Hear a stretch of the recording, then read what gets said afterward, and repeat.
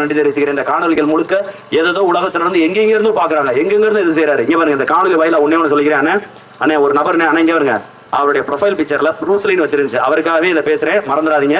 இதை நான் கண்டிப்பா உங்களுக்கு தெரிவிச்சாங்கன்னா, ப்ரூஸ்லின்னு ஒரு நபர் எனக்கு கூகுள் பேல எங்கேயோ நம்பரை வாங்கி இணையதளங்கள் மூலமா நம்பர் கிடைச்சி யூடியூப் வீடியோ கீழே நம்பர் இருந்துச்சு எடுத்து எனக்கு அனுப்புறாரு. அவர் பேர் சொல்ல மாட்டேன்ட்டாரு. ஆனா அந்த ப்ரொஃபைல்ல முழு நம்பரும் வரல, போன் நம்பரு, பேர் மட்டும் ப்ரூஸ்லின்னு வச்சு ப்ரூஸ்லியோட படம் இருந்துச்சு.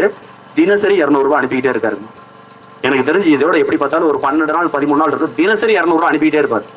நான் அவர்கிட்ட கேட்டேன், ஏங்க போன் நம்பர் கொடுக்க மாட்டேன்ட்டார், பேர் சொல்ல மாட்டேன்ட்டார். நான் கேட்டேன், ஐயா உங்களுக்கு ரசீது நாங்க போட்டு கொடுக்கணும், உங்க பேர் சொல்லுங்க யான்னு. பேர் சொல்ல மாட்டேன்ட்டாரு. நான் அவர்கிட்ட கேட்டேன், ஏங்க யானை ஐயா நான் ஒரு லாரியோட போட்டோ எடுத்து அனுப்புறாரு. அப்பதான் எனக்கு அந்த வாட்ஸ்அப் நம்பர் தெரியும்.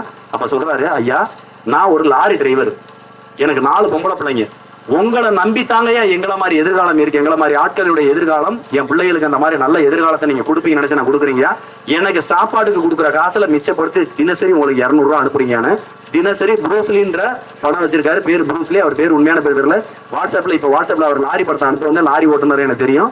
இது வரைக்கும் தினசரி 200 ரூபாய் எனக்கு அனுப்புறாரு. 12 நாள் 13 நாள் ஆயிடுச்சு. கேட்டதுக்கு அவர் சொல்றாரு, எனக்கு கிடைச்ச சாப்பாட்டு பணத்துல மிச்சப்படுத்தி உங்களுக்கு 200 ரூபாய் அனுப்புறேன்.